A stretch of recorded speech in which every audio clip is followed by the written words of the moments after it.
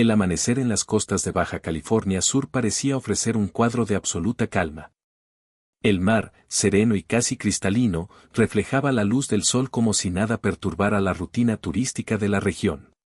Pero tras esa postal idílica, se escondía una de las operaciones más delicadas del año, la cacería de un hombre cuya fortuna y brutalidad habían tejido un imperio criminal. Su nombre real estaba lleno de alias y contradicciones, pero en el mundo del crimen todos lo conocían como el Tiburón. Durante años había logrado escapar de las autoridades mexicanas y extranjeras, combinando violencia con una red de contactos políticos y financieros que parecían blindarlo de cualquier golpe. Dueño de yates, mansiones y negocios turísticos que operaban como fachada, se había convertido en sinónimo de impunidad. Lo que nadie imaginaba era que la caída de este capo no se daría en tierra, sino en alta mar. Su captura fue producto de meses de coordinación secreta entre la DEA y las fuerzas mexicanas, encabezadas en tierra por Omar García Harfuch, quien había asumido el mando operativo con una instrucción clara: derribar no solo al criminal, sino también su red de poder. La primera escena de este capítulo fue un lujoso yate, convertido en oficina flotante del narcotráfico. La segunda, una mansión en las afueras de Los Cabos, blindada como fortaleza, donde se ocultaban secretos capaces de sacudir gobiernos y corporaciones. Lo que se descubrió allí no solo fue droga, dinero y armas, sino también documentos que apuntaban a nombres conocidos, personajes intocables y una red de corrupción que rebasaba fronteras. Quédate hasta el final para conocer cómo fue la captura del Tiburón, que hallaron en su mansión blindada y por qué este caso podría convertirse en un parteaguas en la cooperación entre México y Estados Unidos. Antes de comenzar, suscríbete y dale like a este video para no perderte ninguno de nuestros reportajes. El Océano Pacífico, a la altura de Baja California Sur, parecía tranquilo aquella mañana. Pero bajo esa calma, las aguas eran vigiladas por drones militares y embarcaciones que mantenían su distancia. Para la mayoría de los turistas que navegaban en veleros o practicaban pesca deportiva, era un día más de vacaciones. Para las fuerzas de seguridad, era la culminación de meses de inteligencia. La información había llegado en fragmentos, llamadas interceptadas, transferencias sospechosas, movimientos de embarcaciones menores que abastecían con combustible y víveres a un yate de 40 metros de eslora. El nombre de ese barco estaba vinculado a un personaje conocido en el bajo mundo por su brutalidad y su habilidad para desaparecer, el Tiburón. Durante semanas, los analistas de la DEA y de la Secretaría de Seguridad Mexicana habían cruzado datos hasta confirmar la hipótesis. El jet no era un simple capricho de lujo, sino una oficina flotante del narcotráfico, equipada con compartimentos ocultos y enlaces satelitales para coordinar operaciones internacionales. El operativo comenzó en silencio. Desde tierra, Harfuch seguía los reportes minuto a minuto. La Marina desplegó 2 embarcaciones rápidas que se aproximaban sin ser detectadas gracias a maniobras de sigilo. En el aire, un avión no tripulado enviaba imágenes en tiempo real a un centro de mando binacional instalado en Los Cabos. A bordo del yate, la vida parecía un espectáculo de excesos. El Tiburón degustaba vino caro en la cubierta, rodeado de escoltas y acompañantes. La música a todo volumen y las risas eran la máscara perfecta para ocultar lo que realmente se movía en las entrañas del barco, cargamentos de droga listos para ser distribuidos. A las 10:14 de la mañana, la orden llegó al unísono desde Washington y Ciudad de México: procedan. En cuestión de segundos, las embarcaciones de la Marina aceleraron a máxima potencia y se colocaron a ambos costados del yate. Desde los helicópteros descendieron elementos tácticos con cuerdas, sorprendiendo a los ocupantes. El enfrentamiento fue breve pero intenso. Los escoltas intentaron responder con disparos, pero el cerco estaba cerrado. En menos de 5 minutos, la cubierta estaba asegurada y el Tiburón fue esposado frente a sus propios lujos.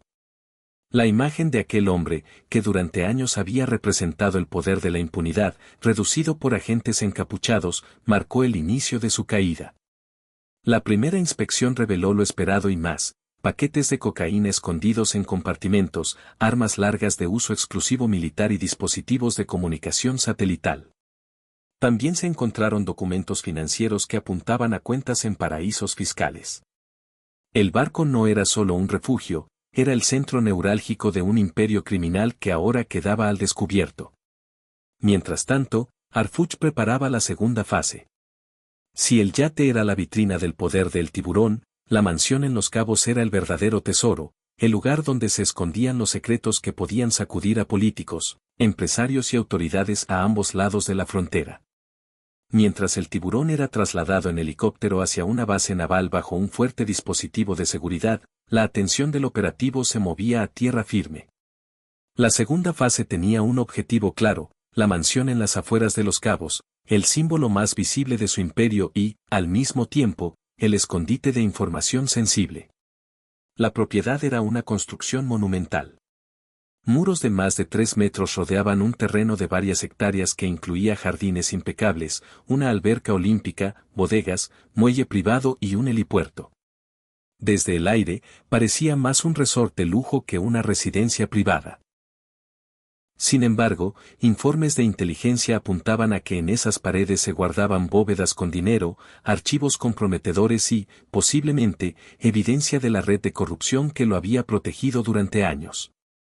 El mando de la operación en tierra fue asumido por Omar García Harfuch, en coordinación directa con la DEA. La logística era delicada, se trataba de un cateo internacionalmente supervisado, donde cada paso debía cumplir protocolos legales para evitar que la defensa del capo alegara irregularidades en el futuro.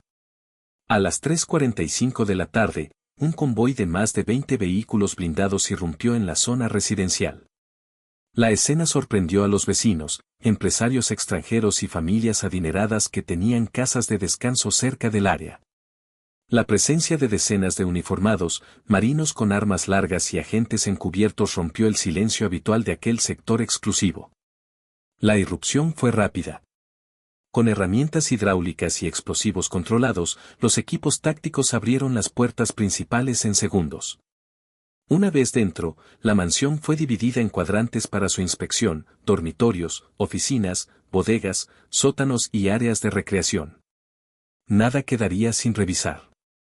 La primera sorpresa llegó en la planta baja, en un área que parecía un simple gimnasio privado.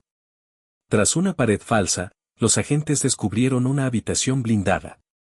Allí encontraron maletas repletas de dólares, lingotes de oro y relojes de colección valuados en millones. Más allá del lujo, lo más inquietante fue un archivador metálico con etiquetas escritas a mano, contactos MX y socios Estados Unidos. Ese hallazgo encendió las alarmas. No se trataba solo de riqueza, sino de vínculos con actores que, aparentemente, jugaban en ambos lados de la ley. Harfuch ordenó asegurar la zona y ampliar el perímetro. La revisión debía extenderse también al helipuerto y al muelle privado, donde podrían encontrarse más evidencias o rutas de escape. Mientras tanto, la noticia del cateo comenzaba a filtrarse en medios locales. Helicópteros sobrevolando la mansión, patrullas cerrando accesos y convoys blindados entrando y saliendo eran transmitidos en vivo por periodistas que se agolpaban a la distancia. La población mexicana estaba a punto de descubrir que la caída del tiburón no era solo la captura de un capo, sino el derrumbe de un imperio que había estado a la vista de todos. El cateo en la mansión pronto dejó de ser una simple búsqueda de dinero y lujos.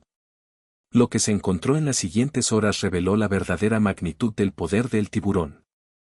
En una oficina decorada con muebles de caoba y pantallas de vigilancia en cada pared, los agentes localizaron una caja fuerte empotrada. Tras varios intentos con herramientas hidráulicas, finalmente se dio.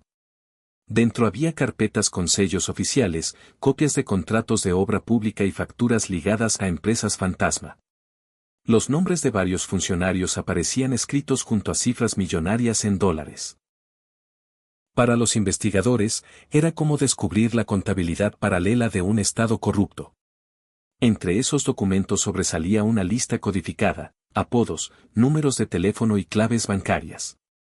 Los analistas de la DEA, que trabajaban en tiempo real, confirmaron que algunos contactos pertenecían a agentes de aduanas, policías federales retirados y hasta funcionarios activos en puestos estratégicos de México y de la frontera sur de Estados Unidos.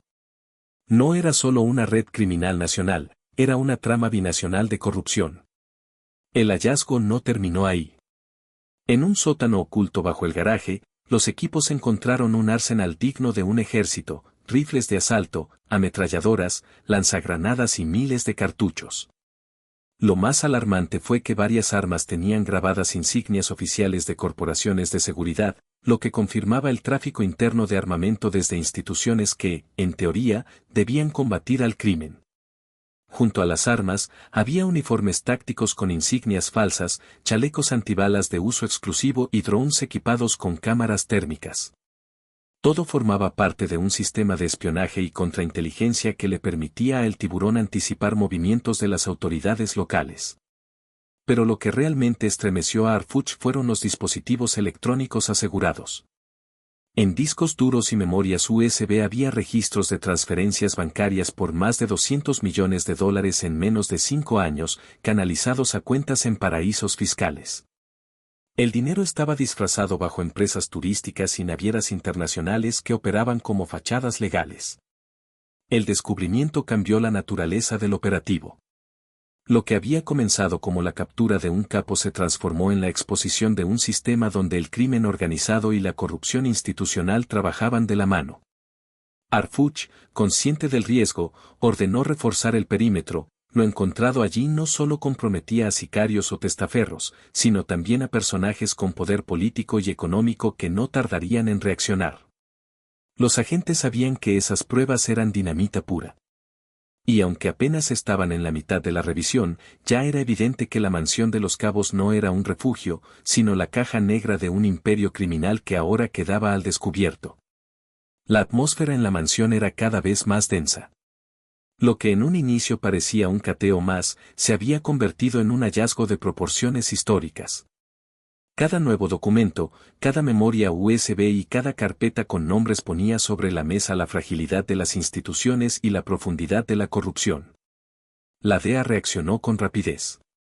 Un equipo especializado en manejo de evidencias embaló cada dispositivo electrónico en contenedores a prueba de manipulación. Al mismo tiempo, un notario federal levantaba actas para dar certeza legal al proceso. No se trataba solo de asegurar pruebas, sino de blindar la investigación frente a cualquier intento de invalidarla en tribunales. Ni una sola hoja, ni un solo archivo podía quedar fuera del inventario.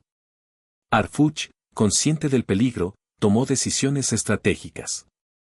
Ordenó que la evidencia se dividiera en 2 convoys distintos, uno sería trasladado por carretera bajo custodia federal y el otro saldría en un avión militar hacia la Ciudad de México. La instrucción era clara: si un convoy era emboscado, el otro debía garantizar que la información llegara intacta. La tensión aumentó cuando entre las carpetas apareció un documento con la etiqueta reservado. Su contenido heló la sangre de los presentes, nombres de funcionarios estatales, mandos policiales e incluso un senador, todos vinculados a contratos de seguridad privada que, en realidad, financiaban operaciones del Tiburón. Aquella lista era dinamita pura. Revelarla sin filtros podría provocar un terremoto político, ocultarla sería equivalente a traicionar la confianza pública. En Washington, los altos mandos de la DEA seguían los reportes en tiempo real. La presión aumentaba para que toda la información fuera compartida con detalle. Del otro lado, autoridades mexicanas debatían en privado sobre las consecuencias políticas de difundir nombres de alto perfil. El equilibrio entre transparencia y control de daños se volvía cada vez más frágil. Mientras tanto, el eco del operativo ya se sentía en Los Cabos. Vecinos de la zona grababan videos de los helicópteros y los convoys entrando y saliendo, imágenes que rápidamente se viralizaban en redes sociales. Periodistas transmitían en vivo desde los accesos cerrados, especulando sobre lo que ocurría dentro de la mansión. El país entero comenzaba a preguntarse qué secretos estaban siendo descubiertos. Harfuch reunió a su equipo más cercano y lanzó una frase que marcaría la narrativa del caso. Lo que encontremos aquí no se va a ocultar. El país merece saber quién traicionó la confianza de la gente. Sus palabras fueron un mensaje no solo para los agentes presentes, sino también para los sectores políticos que intentaban influir a la distancia. En ese momento, el operativo dejó de ser una acción policial y se convirtió en un acto de definición histórica: enfrentar o encubrir la verdad. La noticia del cateo en la mansión del Tiburón se propagó como pólvora. En cuestión de horas, las principales cadenas de televisión interrumpieron su programación para mostrar imágenes de los convoys en Los Cabos. Helicópteros sobrevolando, marinos entrando y saliendo, y vecinos sorprendidos eran transmitidos en directo. La captura del capo ya era un hecho, lo desconocido eran los secretos que se habían encontrado en su refugio. En redes sociales, el tema se convirtió en tendencia con la etiqueta almohadilla cae el tiburón. Miles de usuarios compartían videos grabados por testigos, teorías sobre lo que pasaba y hasta memes que ridiculizaban al capo. Sin embargo, entre la avalancha de comentarios humorísticos surgió un debate serio: ¿qué tan profundo era el poder de este hombre y cuántos políticos y empresarios habían sido parte de su red? La mansión, con sus lujos desbordados, se convirtió en símbolo de la desigualdad. Para millones de mexicanos, ver piscinas privadas, colecciones de autos exóticos y bóvedas repletas de dinero fue un recordatorio amargo de cómo el crimen organizado podía acumular fortunas descomunales mientras comunidades enteras padecían violencia, extorsión y abandono gubernamental. En los noticieros, analistas comenzaron a resaltar la figura de Omar García Harfuch. No solo se le presentaba como el mando operativo de la captura, sino como el rostro visible de una estrategia que por primera vez parecía tener resultados concretos. Columnistas lo describían como un funcionario firme, pragmático y capaz de coordinar con agencias internacionales. Algunos incluso lo proyectaban como una figura con potencial político en el futuro.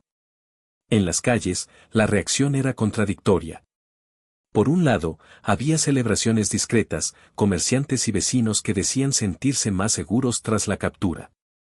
Por otro, persistía un miedo palpable. Varios entrevistados expresaron temor a que las células leales a El Tiburón intentaran vengarse, atacando negocios o personas que consideraran informantes. El ambiente era de euforia mezclada con incertidumbre. En el terreno político, la sacudida fue inmediata. Diputados de oposición exigieron que los nombres encontrados en los documentos fueran revelados públicamente. Alegaban que ocultarlo sería proteger a los cómplices. En contraste, aliados del gobierno pedían cautela para no entorpecer las investigaciones y evitar un colapso institucional. La tensión entre transparencia y estabilidad se volvió el centro del debate nacional. Ante la presión mediática, Harfuch decidió enviar un mensaje contundente a la prensa. Lo que encontramos en esa mansión no es solo un caso de narcotráfico, es la prueba de que la corrupción institucional alimenta al crimen. Y a eso también vamos a llegar. Sus palabras fueron reproducidas en todos los noticieros y replicadas miles de veces en redes sociales. La narrativa cambió, ya no se hablaba solo de la captura de un capo, sino de un posible punto de inflexión en la lucha contra la corrupción y el narcotráfico en México. La opinión pública, expectante, entendió que la verdadera batalla no estaba en detener a El Tiburón, sino en revelar quiénes habían sido sus protectores dentro de las instituciones. La caída de El Tiburón no se quedó en los titulares mexicanos. En cuestión de horas, la noticia cruzó fronteras y llegó a los despachos de Washington, Bruselas y Madrid. Los cables de prensa internacionales hablaban de un golpe quirúrgico en alta mar, seguido de un cateo espectacular en una de las zonas turísticas más exclusivas de México. En Estados Unidos, el Departamento de Estado y la DEA ofrecieron conferencias de prensa. Los funcionarios subrayaron que la operación conjunta era prueba de que la cooperación binacional podía rendir frutos inmediatos. Para el gobierno norteamericano, la captura era presentada como un triunfo compartido y un ejemplo de coordinación que debía replicarse en la lucha contra otros cárteles. Pero tras los discursos diplomáticos surgieron tensiones. Varios legisladores estadounidenses, críticos del gobierno mexicano, aprovecharon la ocasión para exigir mayor vigilancia en la frontera y condicionar apoyos a una limpieza real de instituciones en México. El hallazgo de contactos de funcionarios estadounidenses en los documentos decomisados también generó preocupación. ¿Hasta dónde había llegado la infiltración del crimen organizado en agencias del propio país? En Europa, medios como El País y Le Monde retomaron la historia, resaltando el hallazgo de una red de lavado de dinero vinculada a empresas turísticas y navieras internacionales. Señalaron que lo descubierto en la mansión de Los Cabos no solo comprometía a políticos, sino también a empresarios que, bajo el disfraz del turismo de lujo, habían servido de plataforma para operaciones financieras del capo. En México, el impacto económico fue inmediato. En los mercados, las acciones de ciertas cadenas hoteleras y compañías navieras sufrieron caídas al conocerse que nombres de empresarios del sector aparecían en los archivos decomisados. La posibilidad de que surgieran sanciones internacionales generó nerviosismo. La figura de Omar García Harfuch comenzó a proyectarse más allá de las fronteras. Diarios internacionales lo describieron como el funcionario que había logrado articular un operativo impecable con la DEA. Columnistas extranjeros lo señalaban como un líder emergente en la lucha contra el narcotráfico, capaz de combinar eficiencia operativa con un discurso frontal contra la corrupción. Pero esa proyección tenía un costo. Cada decisión de Harfuch era analizada al detalle, no solo en México, sino en Washington y en los círculos diplomáticos europeos. El caso El Tiburón se había transformado en un tema binacional y, en parte, global. Un espejo incómodo de cómo el crimen organizado no conoce fronteras y cómo la corrupción se entrelaza con intereses económicos transnacionales. Las preguntas comenzaron a multiplicarse en los noticieros internacionales: ¿sería este operativo un punto de inflexión real o solo un golpe mediático más?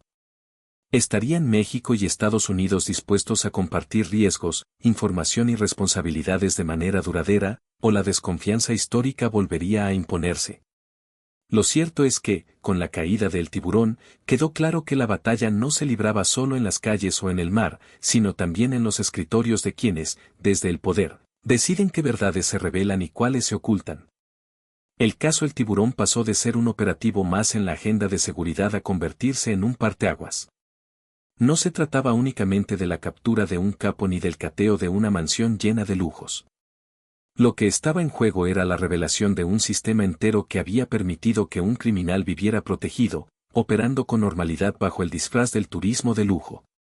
Las imágenes de su yate interceptado en alta mar, de las bóvedas repletas de dinero y de los documentos con nombres de funcionarios se volvieron símbolos de un México atrapado entre la violencia y la corrupción. Para muchos ciudadanos, lo más perturbador no fue la riqueza incautada, sino la certeza de que detrás de cada capo existe una red de complicidades institucionales que lo hace intocable durante años. La figura de Omar García Harfuch emergió como protagonista indiscutible. No solo dirigió el cateo con precisión quirúrgica, sino que también asumió el costo político de declarar que la verdadera batalla era contra la corrupción enquistada en las instituciones. Su mensaje caló profundo en una sociedad cansada de ver cómo los grandes casos terminaban en el olvido o en expedientes cerrados sin responsables. El caso también dejó una lección internacional: el crimen organizado no reconoce fronteras.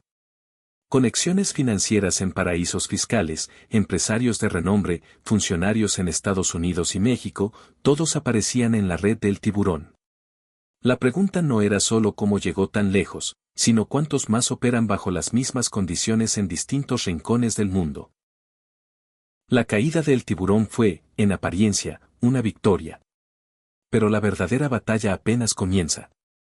Cada documento, cada nombre y cada cifra encontrada en esa mansión representa un desafío para las instituciones mexicanas y para la cooperación binacional. Revelar esa verdad será tan riesgoso como haberlo capturado en alta mar. Y es aquí donde surge la duda que resonará en cada espectador. ¿Será este operativo el inicio de una limpieza real contra la corrupción y el narcotráfico, o solo veremos el espectáculo de un capo más que cae mientras sus aliados invisibles siguen intactos? Tú tienes la última palabra. Suscríbete, dale like a este video y déjanos en los comentarios tu opinión sobre la caída del Tiburón y lo que significa para el futuro de México.